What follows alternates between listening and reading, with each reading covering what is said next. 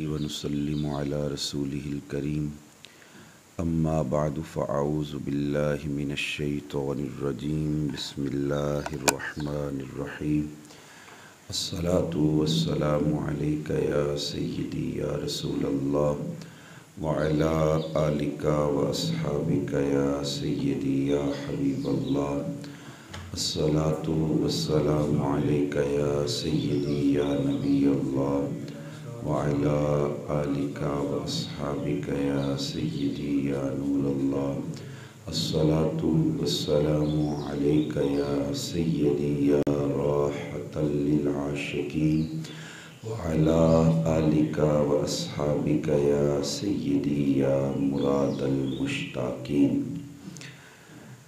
برادران اسلام، آج کی اس نشست کے اندر احترام مسلم کے حوالہ سے گفتگو کرنے کی سعادت حاصل کروں گا۔ اللہ میری زبان پر کلمہ حق جاری فرمائے اور ہم سب کو عمل کرنے کی توفیق رفیق مرحمت فرمائے۔ برادران اسلام، اس بات میں کوئی شک نہیں کہ اسلام دین امن ہے۔ اسلام جہاں اپنے ماننے والے مومنوں کا، مسلمانوں کے حقوق کا تحفظ کرتا ہے، وہیں پر تمام انسانیت کے حقوق کا تحفظ اور علمبردار بھی یہ دین اسلام ہے۔ اللہ کریم نے قرآن پاک کے اندر بڑی صراحت کے ساتھ ارشاد فرمایا، من قتل نفسا بغیر نفس انما قتل الناس، جان بوجھ کر جان کو قتل کیا تو گویا اس نے پوری انسانیت کو قتل کیا۔ ومن احیاها فکأنما احیا الناس جمیعا، جس نے کسی ایک جان کو بچایا تو گویا اس نے پوری انسانیت کو بچایا۔ تو برادران اسلام، اللہ کریم نے قرآن کے اندر یہ سرمدی اصول بیان کر کے بتا دیا کہ اسلام ہی وہ واحد دین ہے جو تمام انسانوں کے حقوق کا تحفظ کرنے والا ہے۔ اب برادران اسلام، اس آیت کے اندر تخصیص نہیں کی گئی کہ چھوٹا ہو، بڑا ہو، امیر ہو، غریب ہو، حتیٰ کہ مسلم اور غیر مسلم کی بھی تخصیص نہیں کی گئی۔ تو جو اسلام تمام انسانوں کے حقوق کا تحفظ کرتا ہے، خود سوچئے جو کلمہ پڑھ کے اسلام کے دائرہ کار میں آ جاتا ہے، اسلام اس کو کتنے حقوق عطا کرتا ہے۔ اللہ کے محبوب صلی اللہ علیہ وآلہ وسلم نے اس بندہ مومن کے ساتھ محبت کو اللہ کے ساتھ محبت قرار دیا، بندہ مومن کے ساتھ الفت کو اللہ کے ساتھ الفت قرار دیا، بندہ مومن کی ضروریات کو پورا کرنا باعث ثواب قرار دیا، بندہ مومن کے غم میں شریک ہونا اس کو مستحسن قرار دیا، بندہ مومن کے دکھ درد کے اندر اس کا درماں بننا حضور علیہ السلام نے اس کی تحسین فرمائی۔ یہ اس لیے ہے کہ اللہ کے محبوب صلی اللہ علیہ وآلہ وسلم اس بندہ مومن کی عظمت اور بندہ مومن کی حرمت اور بندہ مومن کا تقدس لوگوں کے اوپر واضح کرنا چاہتے ہیں۔ سرکار کریم صلی اللہ علیہ وآلہ وسلم کی تعلیمات کا اگر مطالعہ کیا جائے تو کتنی خوبصورت حدیث مبارکہ ہے جو ابن ماجہ کے اندر اور دیگر حدیث کی کتب کے اندر روایت کی گئی ہے۔ حضرت عبداللہ بن عمر رضی اللہ تعالی عنہما آپ ارشاد فرماتے ہیں، رأیت رسول اللہ صلی اللہ علیہ وسلم یطوف بالکعبہ۔ حضرت عبداللہ بن عمر کہتے ہیں کہ میں نے حضور علیہ السلام کو دیکھا اس حال میں کہ اللہ کے نبی کعبے کا طواف کر رہے ہیں۔ کیا کر رہے ہیں؟ کعبے کا طواف۔ بلکہ میں رک کر یہاں پہ عرض کروں گا، یہ بڑے پرنور لمحات ہے۔ رمضان المبارک کے ایام ہیں، رمضان المبارک کے لمحات ہیں، دعا کریں اللہ اس طواف کی برکت سے ہمیں بھی کعبۃ اللہ کا طواف نصیب فرمائے۔ تو حضرت عبداللہ بن عمر آپ ارشاد فرماتے ہیں کہ سرکار کریم کعبہ کا طواف کر رہے ہیں اور طواف کرتے کرتے فرماتے ہیں ما اطیبا کے و اطیبا ریحا کے، اے کعبہ تو کتنا عمدہ ہے، تو کتنا نفیس ہے، اور تیری خوشبو کتنی نفیس ہے، تیری خوشبو کتنی عمدہ ہے۔ حضور علیہ الصلوۃ والسلام فرماتے ہیں ما اعظم کے و اعظم حرمت کے، حضور فرماتے ہیں کعبہ تو کتنا عظیم ہے اور تیری حرمت کتنی عظیم ہے۔ یہاں پہ رک کر میں ایک اور حدیث کا سہارا لوں گا تاکہ بات سمجھ میں آ جائے۔ اللہ کے محبوب صلی اللہ علیہ وآلہ وسلم آپ فرماتے ہیں یہ کعبہ امن کی جگہ ہے۔ کعبہ کیا ہے؟ امن کی جگہ ہے، جو یہاں پہ آ جاتا ہے وہ امن پا جاتا ہے۔ کعبہ کا دیکھنا بھی ثواب ہے۔ نبی کریم صلی اللہ علیہ وآلہ وسلم کی ایک حدیث ہے، حضور فرماتے ہیں کہ ہر لمحے کعبۃ اللہ پر اللہ کی 120 رحمتوں کا نزول ہوتا ہے۔ 60 للطائفین، 60 رحمتیں برکتیں اللہ طواف کرنے والوں کو عطا کرتا ہے۔ 40 للمصلین، جو وہاں پہ نماز پڑھ رہے ہیں اللہ 40 برکتیں ان کو نازل فرماتا ہے۔ 20 للناظرین، جو نہ طواف کر رہے ہیں نہ عبادت کر رہے ہیں، صرف آنکھوں سے کعبہ کا دیدار کر رہے ہیں، اللہ 20 رحمتیں ہر لمحے انہیں بھی عطا فرما دیتا ہے۔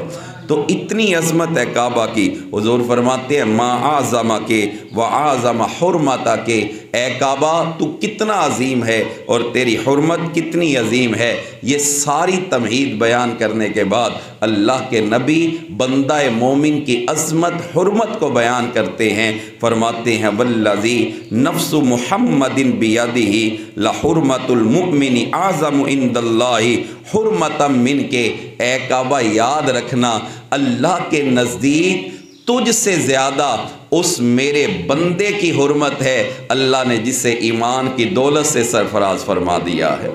اتنا عظیم کعبہ ہے، لیکن اس کعبہ سے بھی ایک وہ مسلمان جس کے دل میں ایمان موجزن ہے، جس کے دل میں ایمان کا سمندر ٹھاٹھے مار رہا ہے، اس بندہ مومن کی عظمت اور حرمت کعبہ سے بھی زیادہ ہے۔ تو سرکار کریم صلی اللہ علیہ وآلہ وسلم آپ کا یہ فرمان بتا رہا ہے کہ اس بندہ مومن کی عظمت کیا ہے اور بندہ مومن کی حرمت کیا ہے۔ برادران اسلام، آج اس موضوع کے انتخاب کا سبب اور وجہ یہ ہے کہ آج مسلمان کا گلا کاٹ رہا ہے۔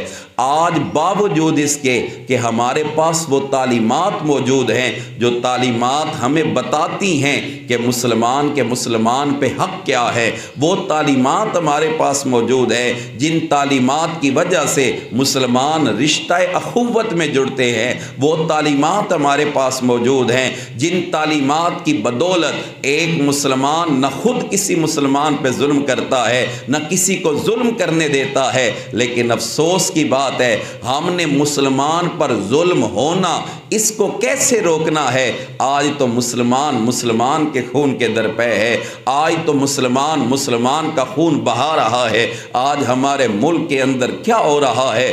گلی کو دیکھیں، محلوں کو دیکھیں، کوچوں کو دیکھیں، آج کسی مسلمان کی بھی جان محفوظ نہیں ہے۔ یہ نہیں ہے کہ ہمارے ملک میں مارنے والے کوئی غیر مسلم ہے، ارے ظلم تو یہ ہے مارنے والا بھی کلمہ پڑھ رہا ہے اور جس کو مارا جا رہا ہے وہ بھی کیا کر رہا ہے؟ کلمہ پڑھ رہا ہے۔ اور جب ٹو لگائی جاتی ہے، چھان بین کی جاتی ہے کہ کسی ایک نے دوسرے کو کیوں مارا ہے، تو نتیجہ چھوٹی سی بات نکلتی ہے۔ آؤ میں تمہیں سرکار کریم صلی اللہ علیہ وآلہ وسلم کا ایک فرمان، یہ مسلمان کو مارنا تو بہت بڑی بات ہے، شریعت نے مسلمان کی طرف اسلحہ کا اشارہ کرنا اس کو بھی انتہائی برا قرار دیا ہے۔ اللہ کے محبوب صلی اللہ علیہ وآلہ وسلم آپ کیا ارشاد فرماتے ہیں کہ جو کسی مسلمان کی طرف من اشارہ الی مؤمن بحدید، اللہ کے نبی صلی اللہ علیہ وآلہ وسلم کے فرمان ہے،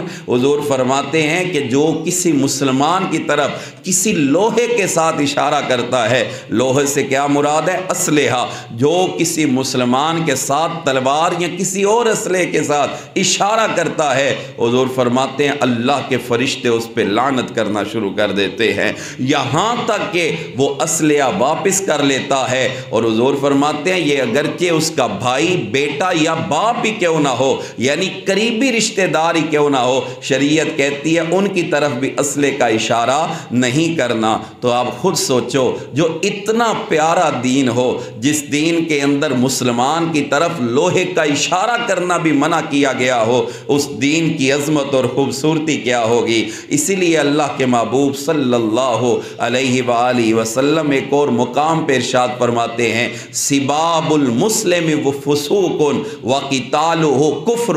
اللہ کے نبی صلی اللہ علیہ وآلہ وسلم آپ ارشاد فرماتے ہیں کہ بندہ مومن کو گالی دینا یہ فسق ہے۔ کیا ہے؟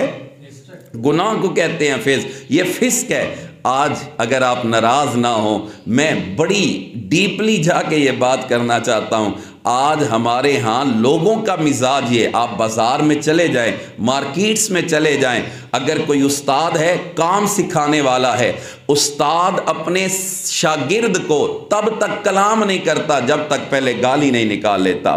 اسی طرح اگر کسی کے ہاں کوئی ملازم ہے تو ملازم کو جب تک گالی نہیں دی جاتی، کلام نہیں کیا جاتا۔ اور پھر ہماری نجی محافل کے اندر کیا ہوتا ہے کہ ہم اس بندے کو معزز سمجھتے ہیں جو بات پہ بات گالی دیتا ہو، اس کی بات کا آغاز ہی گالی سے ہوتا ہو۔ تو یقین کیجئے اللہ کے نبی کی تعلیمات نہیں ہے۔ اللہ کا نبی تو کیا فرما رہا ہے؟ سباب المسلم فسوق، کسی مسلمان کو گالی دینا یہ کیا ہے؟ فسق ہے، یہ گناہ ہے۔ وَقِتَالُهُ حَرَامٌ، اور اللہ وَقِتَالُهُ كُفْرٌ، اللہ کے نبی فرماتے ہیں اور اس کا قتل کرنا یہ کفر ہے۔ تو اللہ کے نبی کی یہ تعلیمات بتا رہی ہیں کہ اس بندہ مومن کی عظمت کیا ہے، حرمت کیا ہے۔ ارے اللہ کے نبی صلی اللہ علیہ وآلہ وسلم نے تو بندہ مومن کی عظمت اور حرمت کو یہاں تک بیان کیا ہے۔ اللہ کے محبوب صلی اللہ علیہ وآلہ وسلم آپ ارشاد فرماتے ہیں کہ جو کوئی اپنے کسی مسلمان بھائی کی مدد کرتا رہتا ہے، عزت کرتا ہے، تکریم کرتا ہے، اس کی مشکل میں آسانی پیدا کرتا ہے، اس کے خوف کے معاملات کے اندر اس کا ڈھارس بڑھاتا ہے، تو اللہ کے محبوب صلی اللہ علیہ وآلہ وسلم نے اللہ کے محبوب فرماتے ہیں جب تک وہ اپنے مسلمان بھائی کی مدد کرتا رہتا ہے، اللہ اس کی مدد فرماتا رہتا ہے۔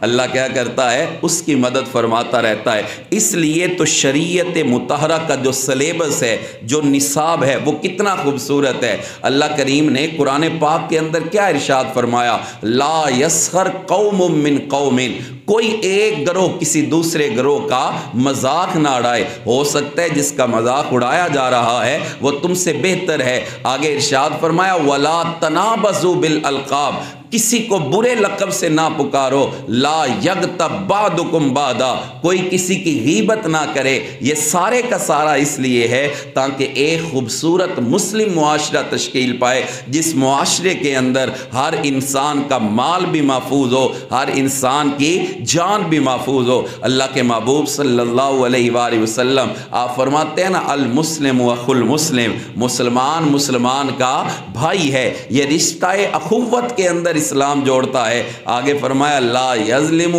ولا یظلمہ، او کما قال، فرمایا نہ مسلمان کسی پہ خود ظلم کرتا ہے، نہ مسلمان اپنے کسی مسلمان بھائی پر ظلم ہونے دیتا ہے۔ یار ہم نے دوسروں کے ظلم کو کیا روکنا تھا؟ ہمارے معاشرے میں کیا ہو رہا ہے؟ اللہ اکبر۔ اور پھر غیر مسلم ہمارے ساتھ کیا کر رہے ہیں؟ آپ کو اس بات کا شاید اندازہ نہیں کہ مسلمانوں کو کتنا نیچا کر دیا گیا ہے۔ آپ دیکھیں کہ 6 ماہ ہونے کو ہیں، کہاں گئی وہ انسانی حقوق کی علمبردار تنظیم میں جو ایک جانور کے مرنے کے اوپر واویلا کیا کرتی ہے کہ جانور مر گیا ہے، ایسے ہو گیا ویسے ہو گیا۔ آج 6 مہینوں سے فلسطین کے اندر مسلمان بچوں کا قتل عام کیا جا رہا ہے، مسلمان بچیوں کا قتل عام کیا جا رہا ہے، باپ اور ماں ان کی آنکھوں کے سامنے ان کے شہزادوں کو خون کی ہولی کے اندر اور خون کے رنگ کے اندر رنگا جا رہا ہے، اولاد کے سامنے ماں باپ کو بمبوں کا نشانہ بنایا جا رہا ہے، لیکن آج کوئی بولنے والا نہیں ہے۔ یار افسوس تو اس بات کا ہوتا ہے، اللہ کے نبی فرما کے گئے ہیں کہ مسلمان نہ خود ظلم کرتا ہے نہ کسی کو ظلم کرنے دیتا ہے۔ کہاں گئے آج اسلام کے داعیان؟ 58 اسلامی ممالک ہونے کے باوجود آج کوئی بھی آواز نہیں اٹھا رہا، ہر ایک اپنی کرسی کے پیچھے، ہر ایک اپنے اقتدار کے پیچھے، ہر ایک اپنی حکومت اور سلطنت کو بچانے کے پیچھے ہے کہ امریکہ ناراض نہ ہو جائے۔ اور ادھر امریکہ یہ جو کفر ہے یہ ملت واحد ہے۔ حضور علیہ السلام کے غلاموں توجہ سے یہ بات سننا، جو امریکہ کا صدر ہے وہ آج بھی کہتا ہے ہم اسرائیل کے ساتھ کھڑے تھے، کھڑے ہیں، کھڑے رہیں گے، مدد کر رہے تھے، کر رہے ہیں، کریں گے۔ لیکن آج مسلمانوں میں سے تو کوئی بھی ایسا نہیں جو کہے کہ ہم فلسطینیوں کی مدد کر رہے تھے، کر رہے ہیں، کریں گے۔ آج مسلمان کا خون اتنا سستا ہے، آج مسلمان کا خون اتنا ارزاں ہے، اس کی وجہ یہ ہے کہ ہم نے خود مسلمان کے خون کی قدر نہیں کی، ہم نے خود مسلمان کی عزت اور عظمت کو جانا نہیں ہے۔ ہمیں آپس میں اتنا لڑایا گیا، کبھی کسی نام کے اوپر مسلمان سے مسلمان کو مروایا گیا، کبھی کسی نام کے اوپر مسلمان کو مسلمان سے مروایا گیا، تو یہ اس لیے تھا کہ اللہ کے محبوب صلی اللہ علیہ وآلہ وسلم کی امت کو کھوکھلا کر دیا جائے۔ افسوس تو اس بات کا ہے کہ چلو ٹھیک ہو گیا، آپ کے پاس اتنی طاقت اور وسائل تو نہیں ہے، لیکن 58 اسلامی ممالک ملیں تو کچھ نہ کچھ تو ضرور ہو سکتا ہے، لیکن کسی کے اندر حوصلہ بھی نہیں ہے۔ اقبال قلندر لاہوری رحمت اللہ تعالی علیہ، آپ نے اسی منظر کو تو بہت پہلے بیان کیا تھا۔ آپ فرماتے ہیں یہ فاقہ کش جو موت سے ڈرتا نہیں ذرا، روح محمد اس کے بدن سے نکال دو، کہ یہ فاقے تو برداشت کر لیتا ہے، بدر کے میدان کے اندر موت سے ڈرتا دکھائی نہیں دیتا، احد کے مارکے کے اندر موت کو سینے سے لگا لیتا ہے، تبوک کے مارکہ کے اندر یہ موت کو گلے سے لگانا جانتا ہے۔ اقبال کہتا ہے کہ انگریزوں کا یہی تو پروگرام ہے کہ یہ فاقہ کش جو موت سے ڈرتا نہیں ذرا، روح محمد اس کے بدن سے نکال دو، اور فکر عرب کو دے کے فرنگی تخیلات اسلام کو حجاز و یمن سے نکال دو، کہ ان عربوں کی سوچ کو تبدیل کر دیا جائے، اسلام کی سوچ کی جگہ ان کو لبرل سوچ دے دی جائے، انگریزی تخیلات دے دیے جائیں، پھر کیا ہوگا؟ اسلام حجاز اور یمن سے نکلے گا۔ جب ان مراکز اسلامی سے اسلام نکلے گا، باقی ملکوں سے اسلام کو نکالنا آسان ہوگا۔ تو برادران اسلام، بات کا آغاز کہاں سے ہوا کہ مسلمان نہ خود کسی مسلمان پہ ظلم کرتا ہے نہ کسی کو ظلم کرنے دیتا ہے۔ اس لیے اقبال ایک اور مقام پہ کہتے ہیں نا، اخوت اس کو کہتے ہیں چبے کانٹا جو کابل میں، تو ہندوستان کا ہر پیر و جوان بے تاب ہو جائے۔ نبی اکرم صلی اللہ علیہ وآلہ وسلم آپ نے ایک اور حدیث کے اندر بندہ مومن کی عزت اور حرمت اور مسلم معاشرے کی خوبصورتی کو بیان کرتے ہوئے ارشاد فرمایا ہے کہ مسلمان کے لیے جسم واحد کی طرح ہے، ایک جسم کی طرح ہے۔ اب ایک جسم کا کوئی بھی آزاد تکلیف کا شکار ہوتا ہے، آپ جانتے ہیں سارا جسم اس کی وجہ سے بے خوابی اور بخار کی کیفیت میں چلا جاتا ہے۔ مثال کے طور پہ ہمارے جسم کے انگوٹھے کا ناخن ہی خراب نہیں، اس ایک ناخن کی وجہ سے پورے کا پورا جسم بخار اور بے تابی محسوس کرتا ہے۔ تو اللہ کے نبی نے یہی مثال دی، فرمایا ملت اسلامیہ ایک دوسرے کے لیے جسم واحد کی طرح ہے۔ اگر کوئی کہیں پہ تکلیف کے اندر مبتلا ہے تو پورے کا پورا معاشرہ، پورے کی پوری سوسائٹی اور پورے کا پورا گروہ اسلامی اس کے دکھ درد کو محسوس کرتا ہے۔ لیکن برادران اسلام، ہم نے دوسروں کے دکھ درد کو کیا محسوس کرنا، ہم دوسروں کے لیے دردوں کے اندر درما کیا بننا، ہم تو اپنے ہی خون کے پیاسے ہوئے پھرتے ہیں، ہم تو آپس کے اندر اپنی لڑائی جھگڑوں کے اندر۔ اب آپ دیکھیں گزشتہ 2 دنوں کے اندر کیا ہوا؟ یہ پتنگ بازی کے نام کے اوپر اس ملک کے اندر جو خون کی ہولی کھیلی گئی، اور کتنے جوان ہیں جو زخمی ہیں، اور ایک جوان کل اس کا انٹرویو اس کے ماں باپ کا سوشل میڈیا کے اوپر سارا دن چلتا رہا کہ ماں ابھی تک ہوش میں نہیں آئی کہ اس کے ساتھ کیا ہو گیا۔ باپ کہتا ہے کہ ہماری کل کمائی ہمارا بیٹا تھا، ہم نے اس کی شادی کرنی تھی، جس کو ڈور کی وہ تیز ہونے کی وجہ سے جس کا گلا کٹا اور وہ موت کی آغوش کے اندر چلا گیا۔ تو ہمیں خیال کرنا ہوگا، ہمیں سوچنا ہوگا کہ یہ بندہ مومن جس کو ہم عام سمجھتے ہیں، ہماری نظر میں عام ہے، اس کا مقام اللہ کی نظر میں بھی بلند ہے، اللہ کے محبوب کی نظر میں بھی بلند ہے۔ یہی وجہ ہے نا بلال کالے رنگ کا کیوں نہیں، لیکن اللہ کے نبی کی تعلیمات دیکھو، بلال کو بھی سینے سے لگائے بیٹھے ہیں، غلاموں کو بھی سینے سے لگائے بیٹھے ہیں۔ اور پھر جب فتح مکہ ہوتی ہے، اللہ کے محبوب بلال کو کیا حکم دیتے ہیں؟ بلال آج تو کعبہ کی چھت پہ کھڑے ہو کے اذان دے گا۔ تو یہ عزت ہے، یہ تکریم ہے جو اللہ کے محبوب صلی اللہ علیہ وآلہ وسلم نے اپنے غلاموں کو عطا فرمائی ہے۔ یہ سمجھنے کی کوشش کرنی چاہیے۔ مسلمان کی غیبت نہیں کرتا، مسلمان سے حسد نہیں کرتا، مسلمان کے حقوق کا تحفظ کرنے والا ہے، اس کی زمین کے اوپر، اس کی عزت کے اوپر حملہ نہیں کرنے والا ہوتا۔ جب یہ ساری چیزیں ہوں گی تو معاشرہ بھی خوبصورت ہوگا اور ہم احترام مسلم بھی کریں گے۔ جب احترام مسلم کریں گے، عرش والا خدا بھی راضی ہوگا، فرش والا مصطفیٰ بھی راضی ہوگا۔ اللہ کریم ہم سب کو یہ بات سمجھنے کی توفیق عطا فرمائے، اور اللہ کریم ہمیں احترام مسلم کی توفیق سے مشرف فرمائے۔ وما علینا الا البلاغ المبین۔